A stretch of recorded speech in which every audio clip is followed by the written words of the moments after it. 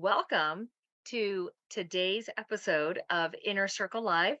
We have a really amazing treat for you because today we are going to be talking about the deadly effects of gluten. Now, many of us know that gluten can cause inflammation, but what some of us may not realize is that gluten really can have some detrimental and dangerous effects on our brain and on our body chemistry.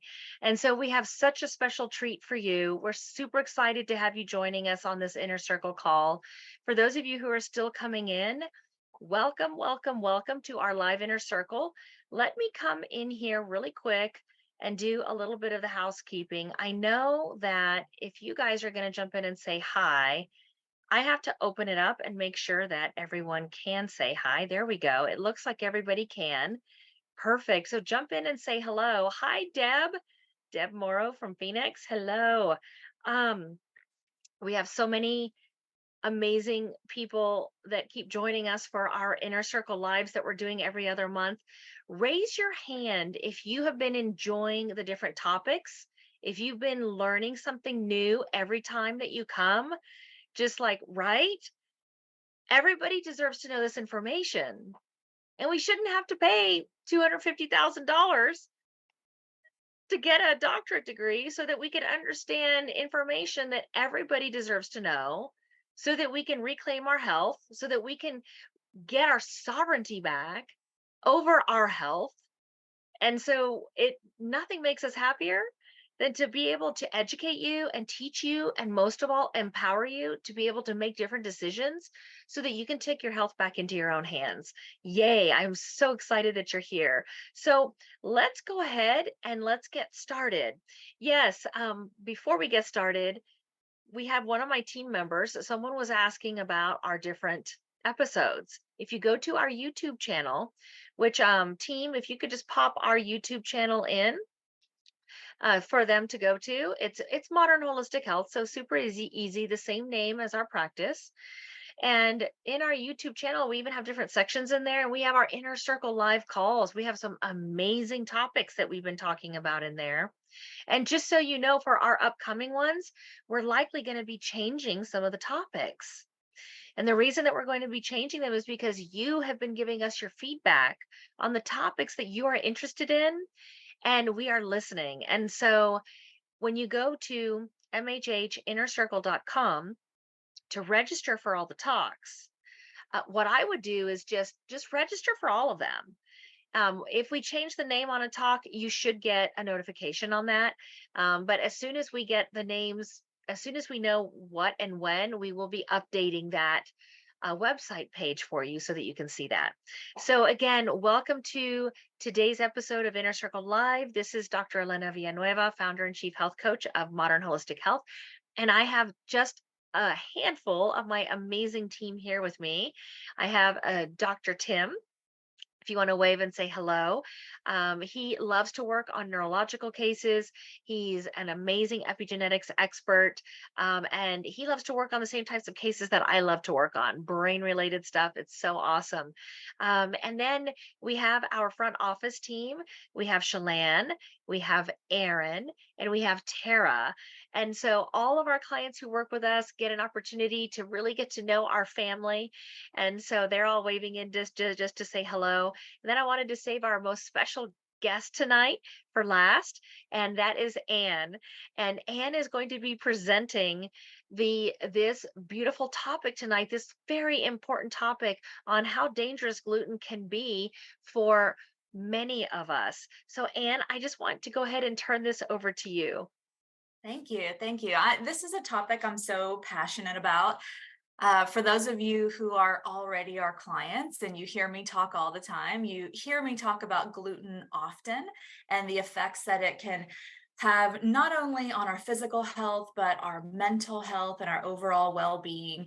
And so tonight, I'm really, really excited to share some of the case studies of some of the clients that myself and our team have worked with over the course of the past couple of years, who have just had incredible results. And we were able to help them figure out what was the root cause of their issues, or what were the root causes, because they all had more than one. But gluten played a major factor in the health and recovery of their health for all of these clients that we're going to talk about tonight. So let me get this slideshow up and going. And if you have questions as we go, put those in the Q&A box. That just helps us stay organized. I know we have the chat box and you can definitely talk there while we're going, but any questions that you'd like myself or the team to answer, please put those in the Q&A box. So tonight we're talking about the deadly effects of gluten, and that might sound a little dramatic, but gluten long term for someone who is having massive reaction and repercussions can be deadly.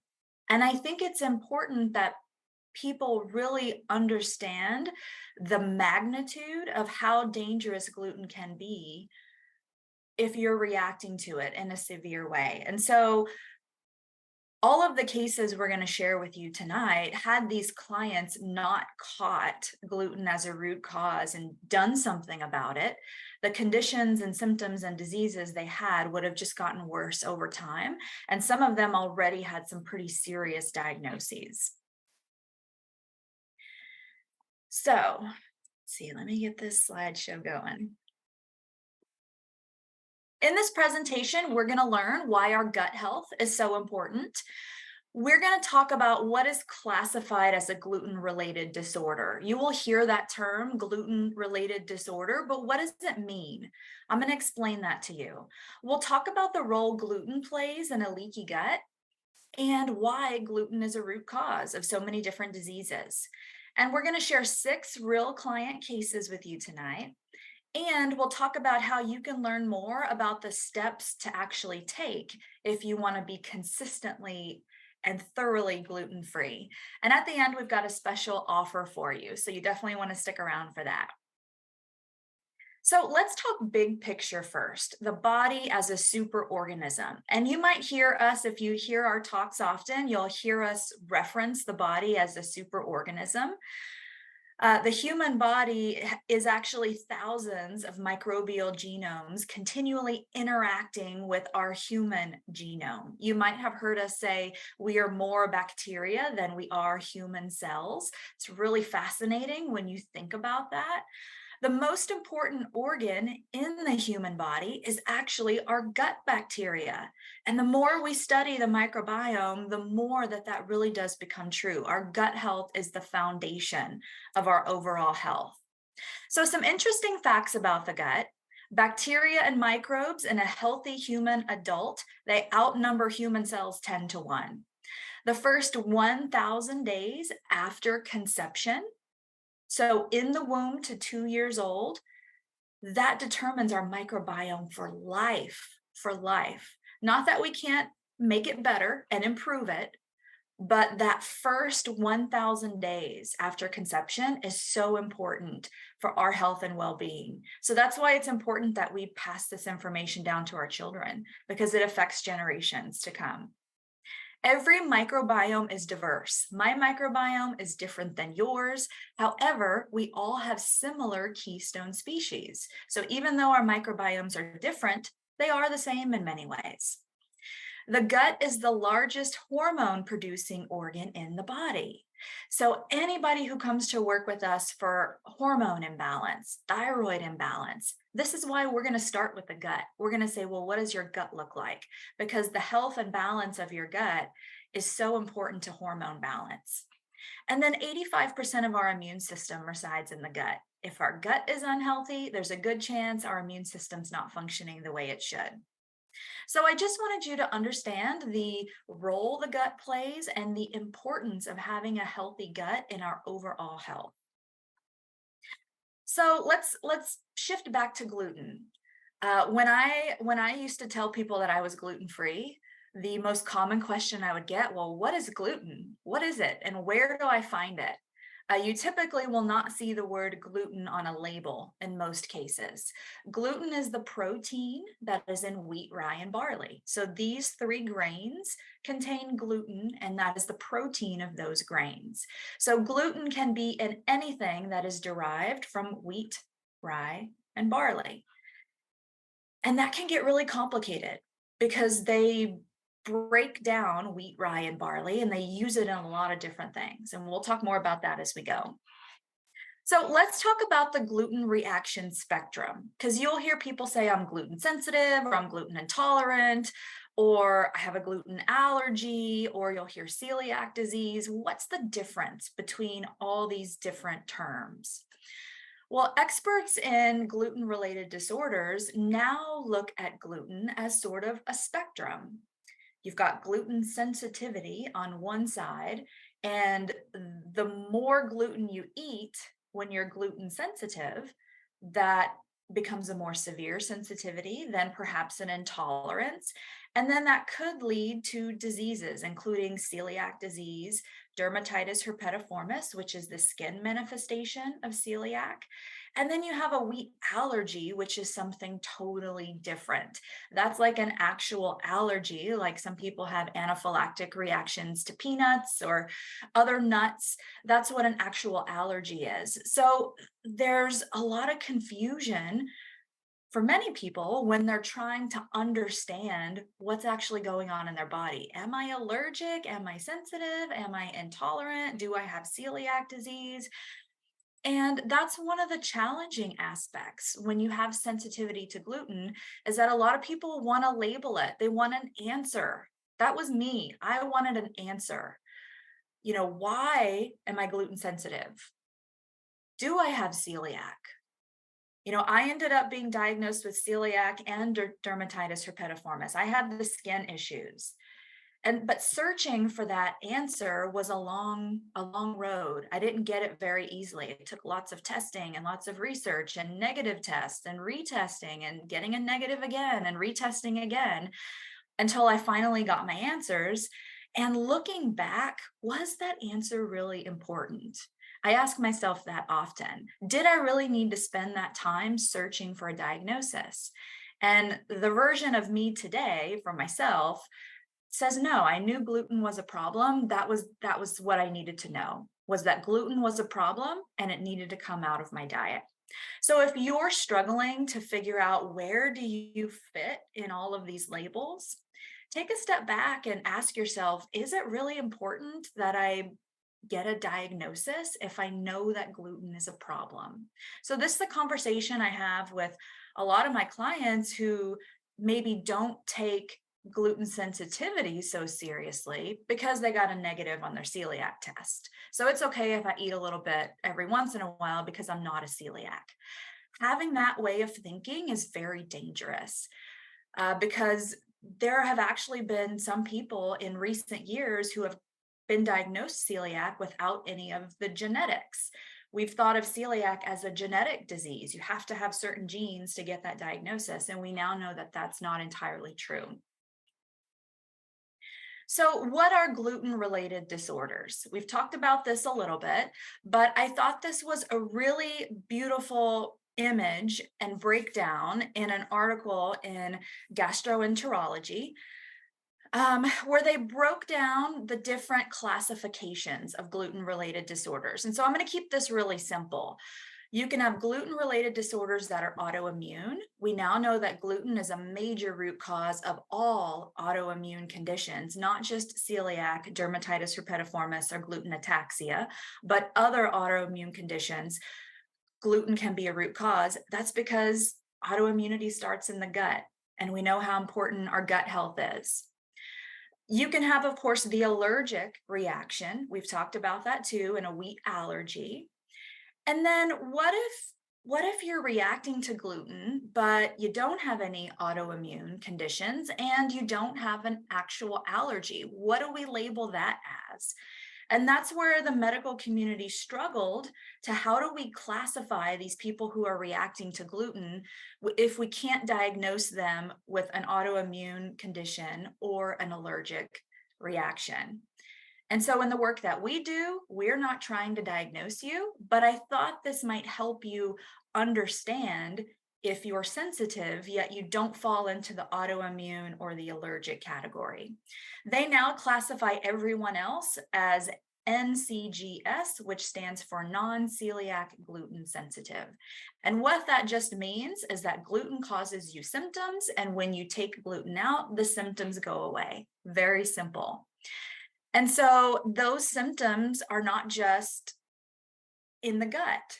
There are more than 300 symptoms associated with gluten issues or gluten sensitivity or gluten intolerance. So a person's symptoms from one person to the next can look totally different and still be caused by gluten. And that's where it becomes challenging for people to figure out that gluten is a root cause for them. But we can help you with that. We can help you figure that out. So, this is a study that looked at disease and how it likely begins from an imbalance in our gut or leaky gut. And what this study was looking at was the role of zonulin. So, zonulin, if you've done testing for yourself to look for leaky gut, you likely did a zonulin test or a marker that looked for zonulin. Zonulin is a protein that our body uses to help when the body produces a lot of zonulin, the cells of the gut start to separate. So we get that leaky gut where things can slip out between the cells. So this study was looking at the role of zonulin in all disease. And what this study found was that there are two really powerful triggers for zonulin. And those were pathogenic bacteria, so bad bacteria in the gut, and gluten. Those two things triggered zonulin to be produced more in the body. And again, this study linked more zonulin to more disease. So it in my eyes shows a link between gluten, more zonulin equals potentially more disease for some people. This study looked at zonulin and its regulation in the intestinal barrier and potentially being what they called the biological door to inflammation, autoimmunity, and cancer. So this study was looking at zonulin as a root cause of disease. And there was also a link in this study to gluten because gluten increases zonulin production in the gut. And studies have actually shown that happens for all people, not just people who are sensitive to gluten. Gluten causes zonulin to be released in the gut for everyone. So this study, this is the same study. It looked at diseases that are associated with an uptick in zonulin, which you'll see listed here on the left. There's a list of autoimmune diseases, different cancers, and diseases of the nervous system. And this study was also looking at, is there a genetic connection? Because the genes for zonulin are on chromosome 16, and all of these diseases and conditions listed on the right are also associated with chromosome 16. So I just wanted to show this because I thought it was a really good example of how serious a diagnosis for someone can get when ultimately gluten is a root cause, not the only root cause for most people, but a root cause. You'll see leukemia listed on here a lot, different cancers, prostate cancer, kidney disease, RA, type 1 diabetes, lupus, arthritis, and a whole lot of other things listed here. So again, I just wanted to show the connection between serious disease and zonulin as well as gluten. So this is the first case study we're going to talk about tonight. This is Natalie.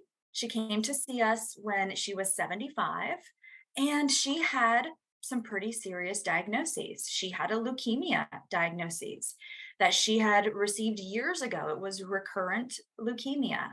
She also had Hashimoto's, which is an autoimmune thyroid condition. She had been diagnosed with pretty severe kidney disease.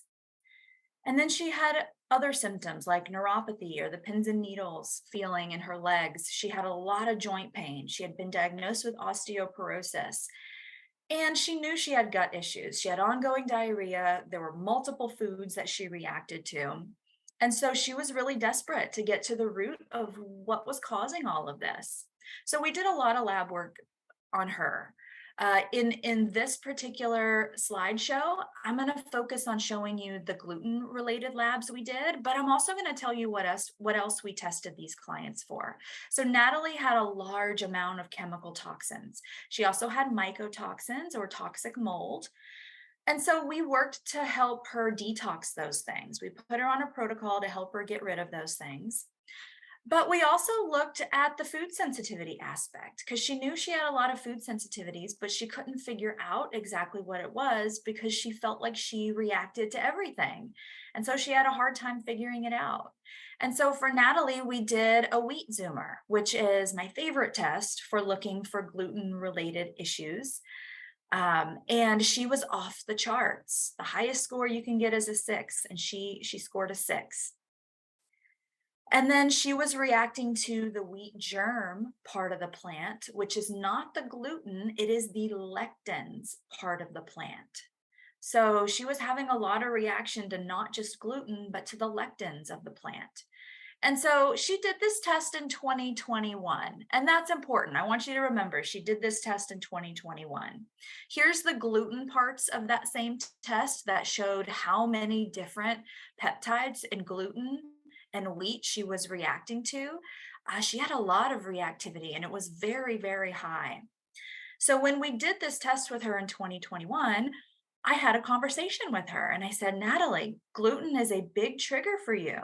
And we know it's linked to autoimmune disease and the gut issues that you describe. It's linked to joint pain, it's linked to osteoporosis. Um, and so it's really important that you eliminate that 100%, that you get consistent about going gluten free. Natalie had a very hard time with that. So she didn't get consistent.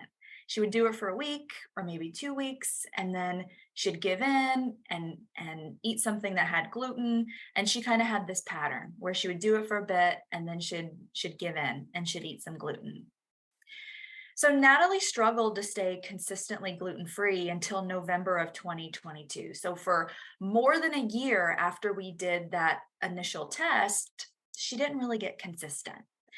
And so we had another talk with Natalie and said, look, your symptoms haven't really changed much, even though you're doing all these other things. It's the gluten. You have to get consistent with the gluten. At that point in time, I felt like that was the root cause that was holding her back, was she wasn't being consistent. So we had a real heart to heart on that. And she got consistent. At the end of 2022, she decided to get consistent. And so her follow up test we did in January of this year was more than a year and a half after the original, but it was 6 weeks after she went consistently gluten free. And you remember her wheat zoomer score was initially 6, it was down to 3.2 after just 6 weeks of being really diligent. And her wheat germ actually went back in the normal range. So when you have this big of a change on the wheat zoomer test, there's real potential for seeing your symptoms change pretty significantly. Here's her before and after for the 2 gluten panels. The gliadin and the glutenin, those are the 2 parts of the protein that make up gluten.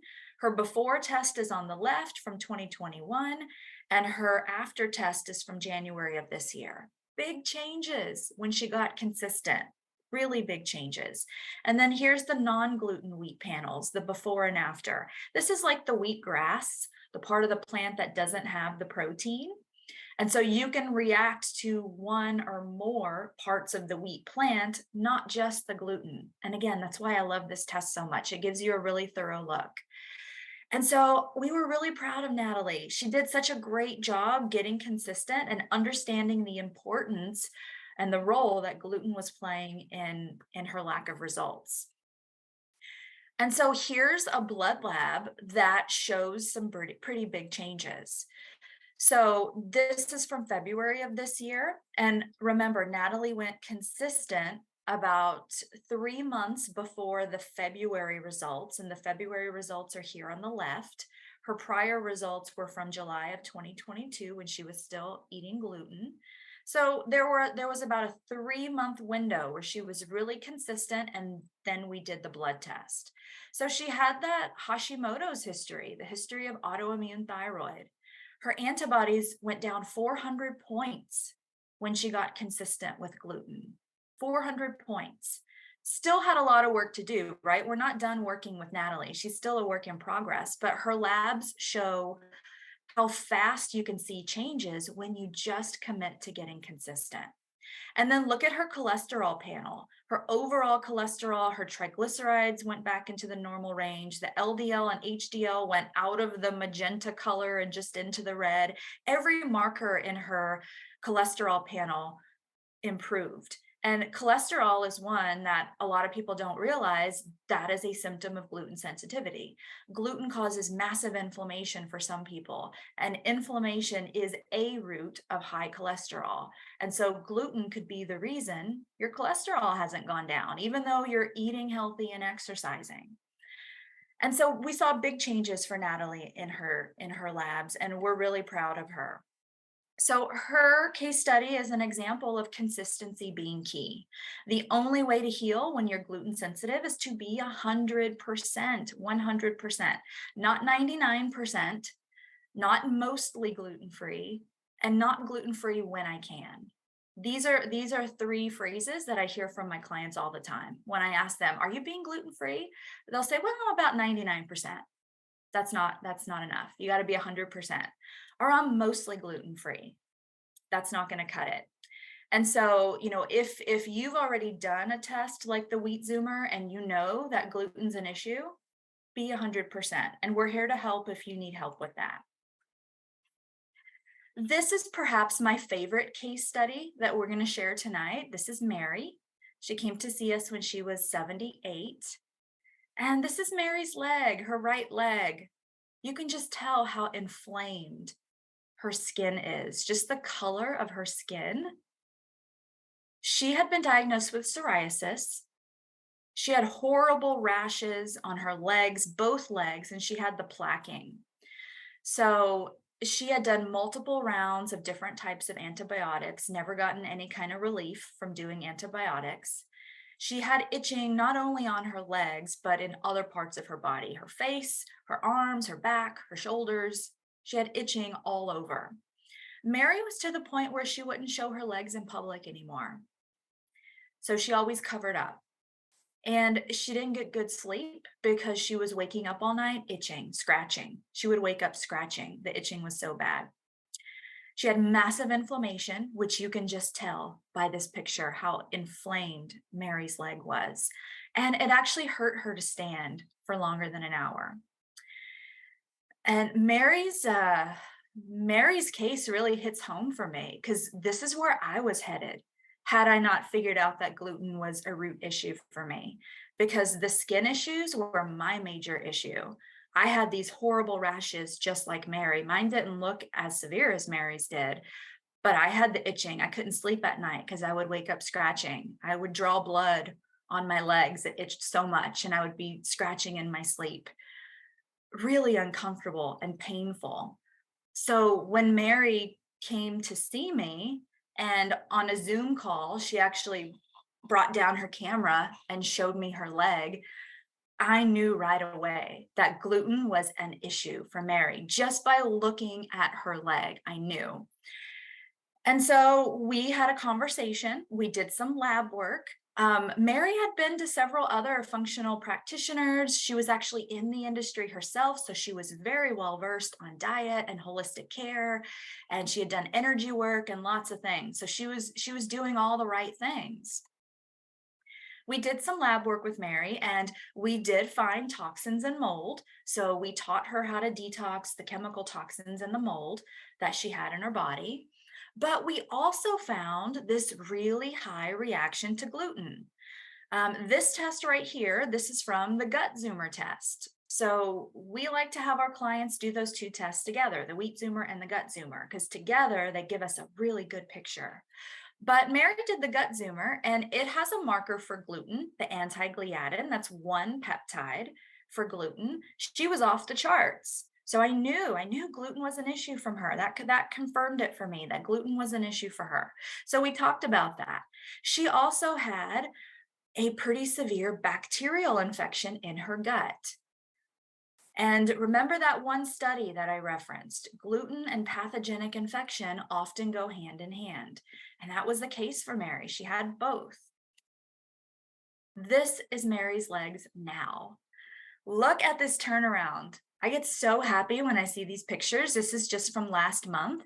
Mary is wearing shorts now out in public. She's not covering up anymore. Massive changes when we found those two root causes, gluten and the pathogenic infection, and we actually addressed it. And so this is Mary wrote in, and this is something that Mary wrote in. And so I'm going to read it to you. She says her issue started with a rash that moved around her body. At one time, it was on my face, and one eye was swollen, partly closed. The rash progressed to cover more area. At first, it just itched. It was so bad at times that I wanted to pull my skin off. The problem moved mostly to my lower legs. They didn't just itch, but were painful also. I could not stand or shop for more than an hour because of the pain in the legs. I had to lie down with my feet up. I couldn't wear tie-on shoes. Mary says I felt like Pigpen, the peanut character, because she would shed skin flakes wherever she went. She always wore long pants because her legs were scary to look at and she didn't want to gross people out.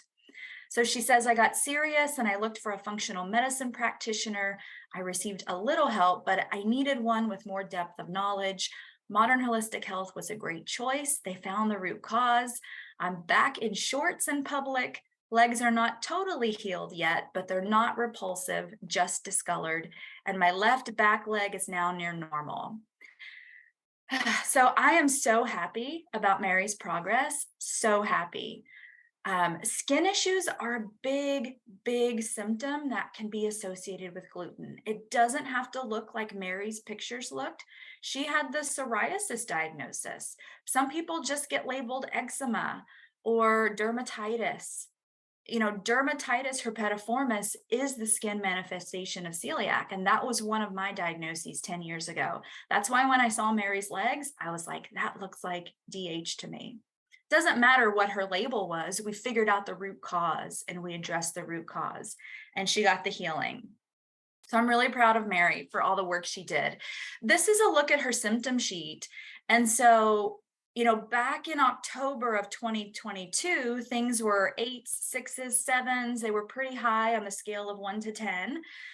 As of her most recent, which was April of this year, almost everything is 0s, 1 or 2s. So she's had massive turnaround. I wanted to point out, though, this particular part of her symptom sheet where I have the arrow. So right around here is where we started her protocol for that bacterial infection that we found in her gut. And look how her symptoms drastically increased the following month. She had this major flare in a lot of her symptoms. That can be a normal thing that we see when we find pathogenic infection and we start addressing that. So I wanted to show that as an example because if you're working on something similar and you're seeing a flare in symptoms, could be that you got glutened, or it could be that we're actually killing off some pathogens and we're seeing a flare in symptoms. So that lasted about a month for Mary, and then it calmed down and things got better from there. So you heard me just say getting glutened. What do I say what do I mean when I say getting glutened? When you've been consistently gluten-free for an amount of time, a significant amount of time, and then you have some re-exposure, even just a tiny bit, that tiny bit can cause you to have this massive flare in your symptoms. This is a reason why sometimes people go gluten-free and they don't notice a difference because they go gluten-free for a week or for 30 days. And then they say, oh, I didn't see any changes. Gluten must not be a problem for me. I'm just going to keep on eating it. That's not nearly enough time to go gluten-free and give your body a chance to calm inflammation. I recommend a minimum of 6 months to really tell how gluten makes a difference for you or not. And I highly recommend testing. I mean, just testing will give you the answer really easy. So this next case study is Nora. Nora came to see us when she was 68. Pain was her main symptom. She had severe back pain, severe hip pain. She had a lot of inflammation all over her body. She had osteoarthritis. She was also a type 2 diabetic. And she had a history of elevated eye pressure that nobody could really figure out. Nobody could figure that out. So Nora used to be a competitive dancer, but she could actually no longer dance because her hip pain was so severe and her back pain was really severe. So she was really sad about not being able to dance any longer. When she first started working with us, she was actually using a cane to walk. It had gotten to that point where her pain was so severe, she needed a cane to get around. So, in all of her lab work, we also found chemical toxins and mycotoxins, as well as a lot of heavy metals in Nora's body. So, we got her set up to detox those things. And then we took a deep dive into her food. And so she too had the really high reaction to gluten, which is the glutenin and the gliadin panel. Both of those showed high reaction. This marker down here, the anti-LPS, that's very high too. This is a marker on the wheat zoomer test that can tell us if we have pathogenic infection. And again, we've talked about how gluten and pathogenic infection often go hand in hand. So I knew from this wheat zoomer test that Nora likely had some infections that we didn't know about, but we needed to dig a little deeper. So we did the gut zoomer for her. And sure enough, she had a bacterial infection as well in her gut. She was also reacting to lectins, which was on the wheat zoomer. So not only did we encourage her, you need to be consistent.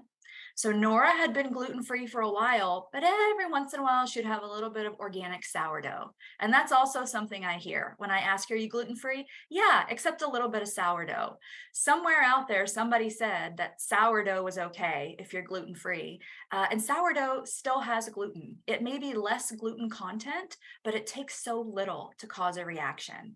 So I taught this to Nora and then taught her how to be consistent with being gluten-free and how to make sure she wasn't getting cross-contaminated in her own kitchen because her husband ate gluten and so there was a lot of it in the kitchen. So when Nora learned all of these things, she made some big changes. And this is what she wrote in. Thank you for all that you do. I'm so happy to be catching things on time. My kitchen and house is completely gluten-free now, and we found a wonderful restaurant near us that actually has a gluten-free section, so there's no cross-contamination. I'm so enjoying being pain-free. I had been in so much pain from everything else, I never realized the pain from the gluten and the wheat sensitivity. So Nora did end up having a hip surgery because she had some issues there with the structure of her hip. So she did have a surgery.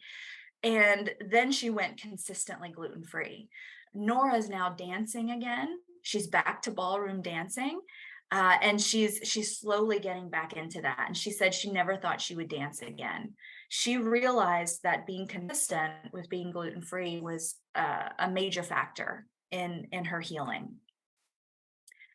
And so you've heard me mention cross contamination a couple times. What is that exactly? If you don't know what cross contamination is, for those on that gluten sensitivity spectrum that we talked about, the tiniest amount of gluten can make someone sick. And so think about it. You go to a restaurant, you order something that is made with gluten-free ingredients, but there's gluten in the kitchen. And so they're using the same counter space, they're using the same pots and pans and the same utensils. Gluten is going to get mixed in with your non-gluten food. This is how much it takes. 10 milligrams of gluten per day is enough to cause intestinal damage for a person who's a celiac.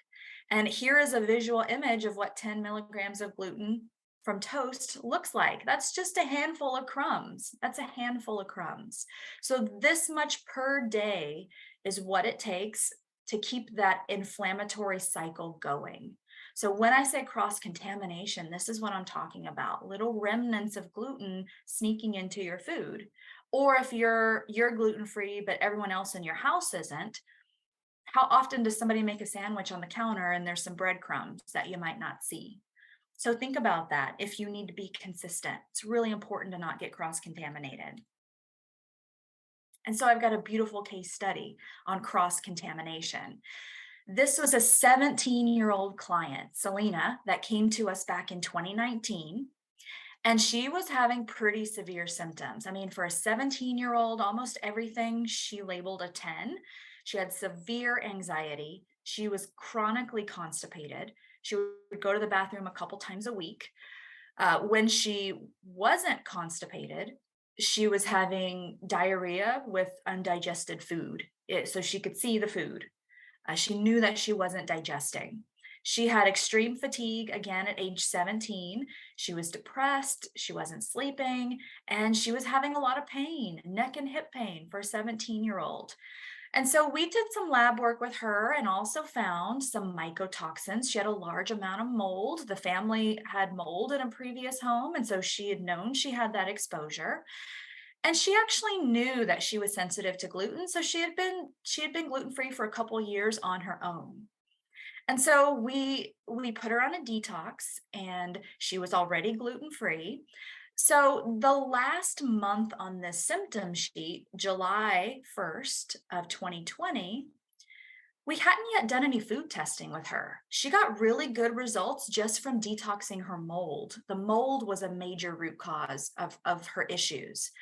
But what didn't change was that undigested food in her stool. And she always had this feeling like there was something in her throat when she would swallow. And she couldn't figure out where that was coming from. Everything else, we saw some good changes, a total resolution on some things, but those two symptoms were so persistent. And so I would always ask her, "Are you still gluten free? Are you still being gluten free?" And she would say, "Yes, I'm very diligent. I make my own food and my family makes their food." And so we got to thinking, are you being cross contaminated? And so we did a wheat zoomer test on her, despite the fact that she had been gluten free for several years. People will always ask me, should I do the wheat zoomer even though I've been gluten free? My answer is always yes. Because what if you're not actually gluten free? By no fault of your own, you're doing all the right things, but you don't realize you're getting cross contaminated somewhere. Yes, do a wheat zoomer test just to rule out that you're getting cross contamination. And so even though she had been gluten-free for several years, she was showing extremely high antibodies to both gluten proteins, the gliadin and the glutenin, peptides to both. So I explained to her, having gluten in your food and not realizing it, or you're being cross-contaminated in your own kitchen. She also showed this on the wheat zoomer test. What I'm looking at is the amylase protease inhibitors, those two markers right there that were very high. This is gluten affecting the pancreas, meaning you don't likely have enough enzymes to break down your food. And to me, this explained the ongoing undigested food that she was seeing in her stool. And so I pointed this out to her and her family, and I said, look, I think you're getting cross contaminated. And I think that's why you keep seeing this undigested food. We need to figure out where the gluten is coming from. And so, like I said, Selena was gluten free, but her family was not. She had two sisters, her mom and her dad, everybody ate gluten. It was everywhere in the kitchen, despite her own best efforts to prep her food and keep her own food safe. So the family had a vacation home. They did a little experiment. Selena and her dad left and went to the vacation home for 1 month, and they stocked the kitchen with only gluten free food. It was a gluten free kitchen. Selena had amazing changes in just 30 days. She actually started having regular stool with no longer seeing undigested food. And that's when the light bulb went on for the whole family. She was getting gluten in her own kitchen. So the whole family decided to go gluten free, and they got all of the gluten out of the house. And Selena was able to finally resolve those last few symptoms that she had. She was very thin, so she was able to gain some weight finally. And again, she was 17, but she wasn't absorbing her nutrients because she couldn't break down her food. So we were really happy that we were able to help Selena figure that out. So let's talk for a minute about pathogenic infection, because you've heard me mention that over and over again. When I say pathogenic infection, I'm talking about things like parasites, bacteria, viruses, fungus, and yeast. Those are the types of pathogenic infection that we can have in our gut. And pathogenic infection and gluten, they have this codependent relationship. They really do. What gluten does is it degrades the good bacteria in your gut, making your gut a more friendly ecosystem for these pathogens to thrive. And so, in turn, these pathogens, through molecular mimicry, can make your reaction to gluten worse. So, what do I mean when I say molecular mimicry? These pathogens can mimic things like gluten and cause a reaction. It's a process that happens in the body when your immune system recognizes one thing as something else. That also happens very commonly with gluten and dairy. The gluten protein is very similar to the casein protein, which is in dairy. So if a person goes gluten free, but they're still eating dairy, the body could still react to the casein in dairy as if it were gluten. And we call this molecular mimicry. So that happens with pathogens too. They will mimic a protein like gluten. So your body keeps reacting, even if you're being really diligent and you're being gluten free. So that sounds like a really tough predicament to be in, right? What do we do about that if that's happening? The first thing you want to do is you want to find out if you actually have pathogenic activity. If you're gluten sensitive, I highly recommend you do a gut zoomer and figure out if we have any pathogens we need to address. So that's what we did for Anna. Anna came to us in her 60s. She was 60. She was having chronic fatigue, brain fog. She had this persistent cough that just wouldn't go away. She knew she had a lot of food sensitivities. She had ringing in the ears. She had liver pain, a history of gallstones, and she knew she had a history of parasitic infections. So she already knew that pathogens had been a part of her microbiome in the past. So we ran a lot of labs with her. We did find chemical toxins and mycotoxins and heavy metals, and we set her up on a detox for that. But we also did some labs to look at gluten. And she had been gluten free for over a year when we did this test. And sure enough, her wheat zoomer score was 6. It was at the tip top of the scale. And she had anti LPS also showing up high, which is an indicator for pathogenic infection. So we knew she was having the reaction to gluten and she was having likely some sort of pathogenic infection. Here's her gluten panels, or her gliadin panel showing she was reacting to gluten, and the non gluten part of wheat. She was also reacting to that. And here's her gut zoomer. And interesting, her gut zoomer showed she had no pathogens. We suspected she had some because it was on the wheat zoomer, but her gut zoomer showed no pathogens. However, she did have 2 inflammatory markers, these 2 on the left with the red arrows, which are indicators of bacterial infection. And her immune system was upregulated, meaning it was really active. So that can be caused by a stealth infection, meaning we have an infection that's hiding. The test said no pathogens, but these pathogens can be stealthy. They can hide, they create biofilm. We don't always see them on a test, but that doesn't mean they're not there. You just have to know what to look for on a test to figure out that they're there. And for her, we, in the end, determined you do have pathogenic infection. We just don't know what it is. It's likely a bacteria because of your inflammatory markers and because of your immune system function. So let's go ahead and put you on a protocol for pathogenic infection, and let's get really serious about the gluten. And so we did that. And so just like in that other case study we showed you, Anna also had this big uptick in her detox symptoms when she started the protocol. She said, since I started the new protocol, my detox symptoms have intensified. I've probably had the most symptoms all at once since I originally started the program. I've also had a lot of healing going on. On days when I feel really good, I've noticed I have more energy than I've had in years. I feel like I have the same amount of energy that I did 30 years ago. She says many issues that I've had in the past have been resolved and others have definitely improved. I finally lost unwanted weight, but I also realized that my body was extremely toxic. I'm excited that I'm seeing major changes in my healing process and looking forward to seeing more progress.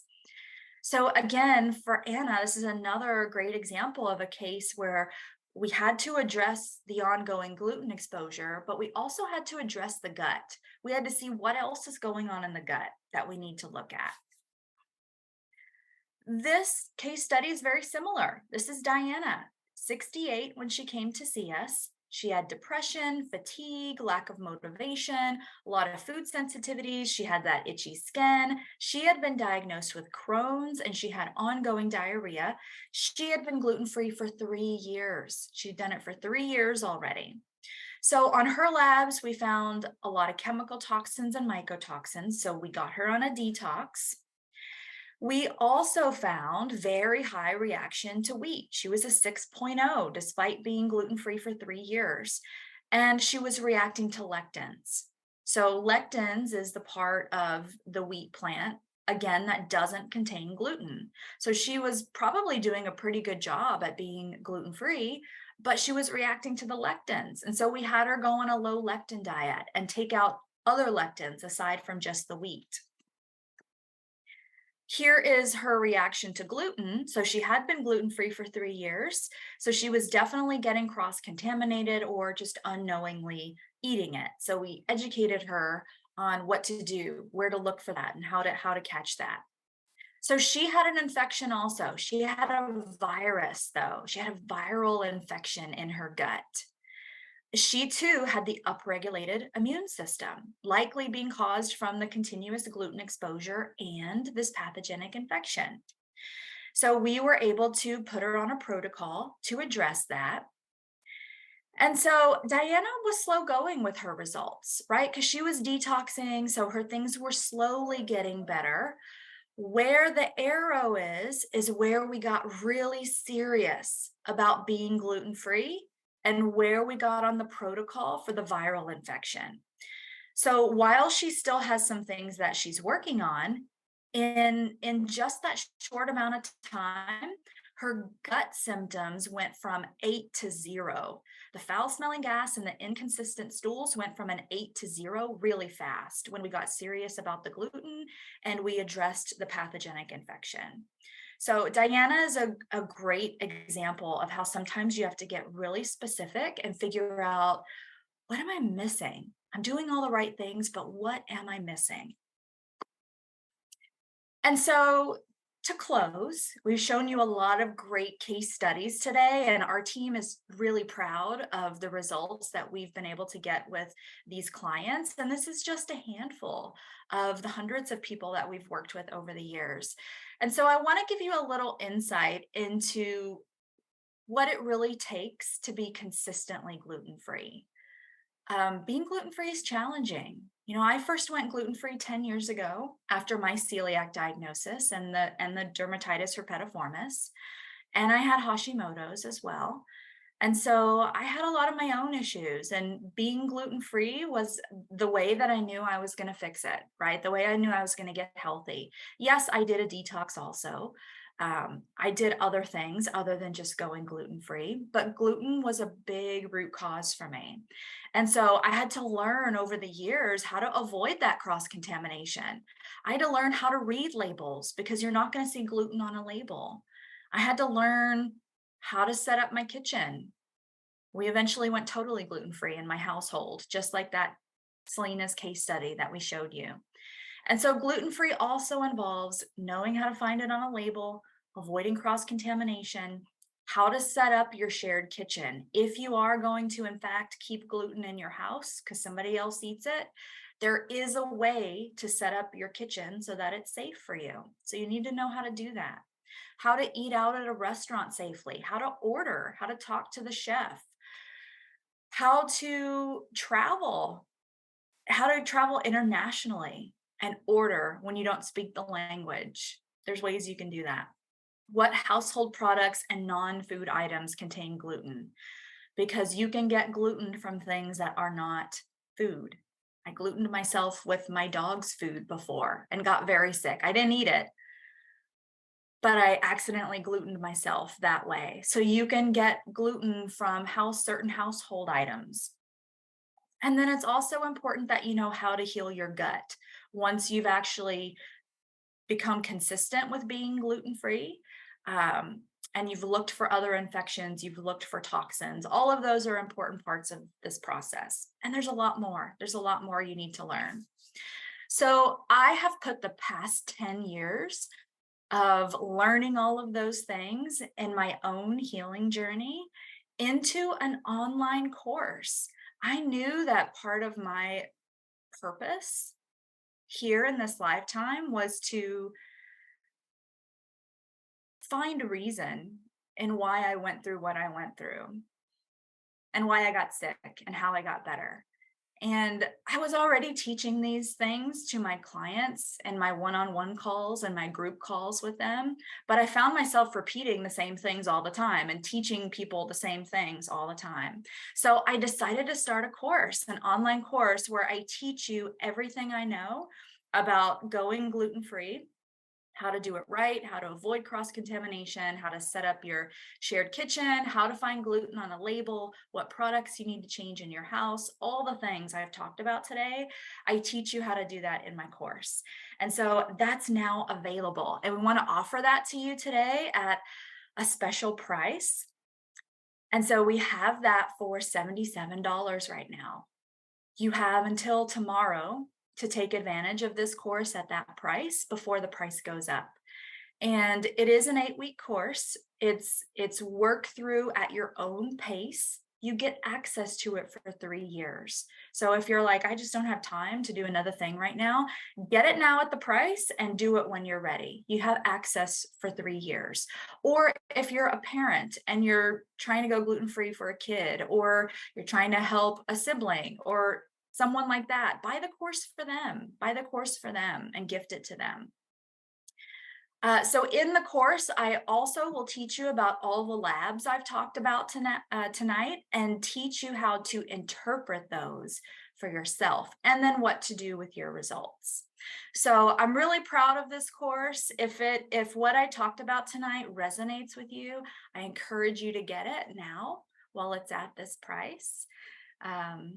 And so I'm really proud of it. And thank you for being here tonight and letting me share it with you. This has been so wonderful. How many of you learned something new?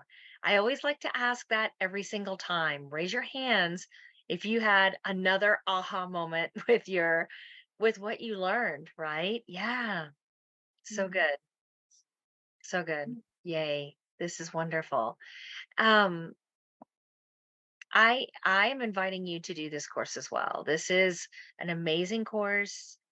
You'll have, even though it's an 8-week course, you can do it at your own pace and you have access to the course for 3 years. And I popped this into the chat.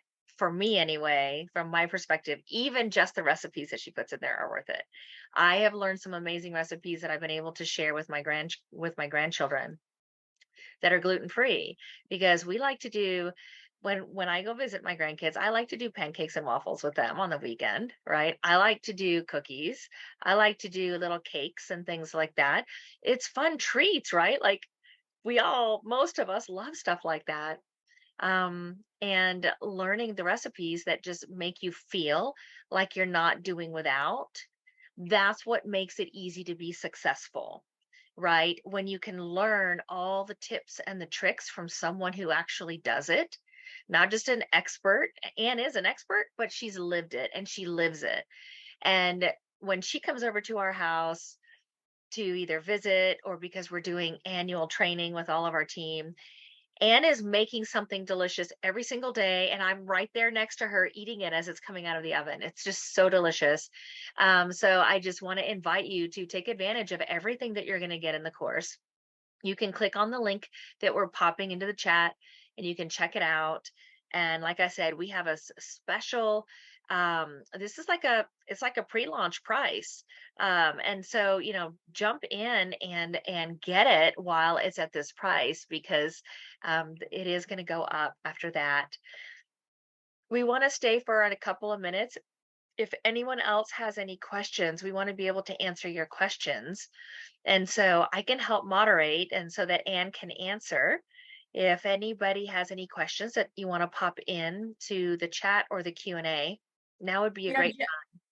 Jennifer asked if this recording was going to be in the course, and yes, I am going to add this recording in the course too. You can definitely go to our YouTube page to see it, but yes, I'm going to add this one in the course as well. And so every week when a module is released, there's a main video, there's a main topic for that week with a presentation and a video. And then there may be some shorter sub videos or some content for you to work through. But again, you got 3 whole years to work through it. So if you're not done with, the week 1 stuff when you get week 2, don't worry. Don't worry. And Wendy asked what kind of test they were. So the gut zoomer is a stool test, and the wheat zoomer is a blood test, but you can do a blood spot. So you prick the finger, and at home you do blood spots on a card. So you can do Yes. both tests at home. Yes. Yes. And then what else do we have? Oh, I just wanted to show you here really quick for those of you who like the visuals to kind of see what you're going to get. Let me just show you this. Um, so when you click on the website page for Anne's course, you're going to see, when you scroll down, you're going to get to see some of the many things that you're going to get. So I just wanted to just show you this picture, because you are going to get a recipe guide, a lot of the gluten-free brands that we recommend, how to set up your kitchen, shopping lists, and so many different guides and all kinds of different things that you're going to be getting. And so I would just click on the link and go and check that out, because this way you can really get all of the details on the program. That gluten-free brands handout that we're giving, there if you're new to the gluten-free world, there's a lot of stuff that tastes really horrible. It tastes like cardboard. And it took me years of buying things and trying it to find out what actually tasted good and what I like, and what is a bit on the healthier side, because you can have some gluten-free food that's really bad for you. Gluten-free doesn't equal healthier, and a lot of people think it does. So a lot of the processed gluten-free food out there is horrible for you. And there's some that's more on the nutritious side. And so that handout is all of my personal favorite products, just the things I've found over the years that are really good. And I like the company, and I trust that the product actually is gluten-free, because that's things you have to worry about too. So it took me a long time to put that one together, but that's one that people like, is that that printout. So That's wonderful. So Sharon Ann is hmm. asking, do you treat do you address the gut pathogens with antibiotics, or how do you address the gut pathogens? So we do not. If you go to other practitioners, there are some who think that that's the best way to do that. But we often see those clients who've done antibiotics elsewhere 2 or 3 rounds, and they still have the gut issues, and then they come see us, and we're doing something different. So we use antimicrobials that are natural. They're herbs. They're foods. There for every condition in the body, there is a plant out there that will heal it. And so we don't do antibiotics, we do herbal food-based antimicrobials. Mhm. It's a great question. Yeah, that is a really, really good one. And the really cool thing about the protocols that we use is that you're not going to have all of the detrimental after effects that you have from the antibiotics. You're not going to have that. Um, we just had someone today see Dr. Ty, one of our other doctors, and she was having a UTI, And she just so happened to have an appointment with her regular doctor and with us, like literally back to back. And the doctor put her on antibiotics. And so, we let her know, like, these are the common sequence of typically what happens when you take an antibiotic for a UTI. Usually, then you end up with a yeast infection and then bacterial vaginosis. And then you end up with, some different gut issues, and you can end up with another infection because you've killed off all the good bacteria. Like, we let her know all of the things. And so, really, there are such effective protocols to get rid of infections in your body that where you can avoid the antibiotics. And we've got so many case studies over the years showing the before and after. So we know, like, these are proven protocols that actually do work. And the cool thing is that it's all natural stuff. So it's awesome. And Julia is asking a question. She is saying, does the program lean towards vegan and vegetarian? Um, the program is strictly on being gluten free. Whether that for you involves meat or not is your choice. So I do talk about meats that you have to be careful with because they could contain gluten. And same thing with vegan and vegetarian foods. So no, it's not leaning either way. Mhm.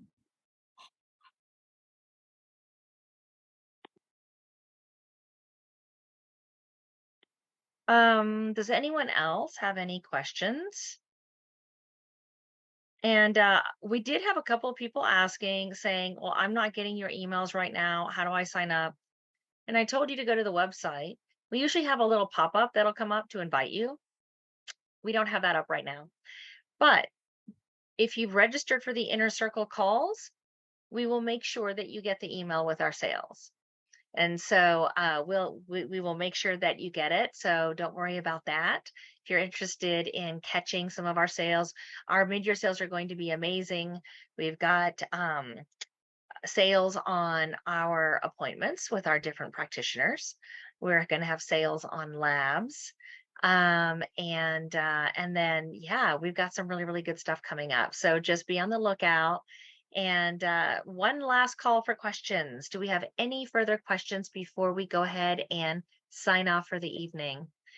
And if not, before you hang up, why don't you go ahead and just pop into the chat, let Ann know how much you loved it tonight, maybe even what your favorite part was.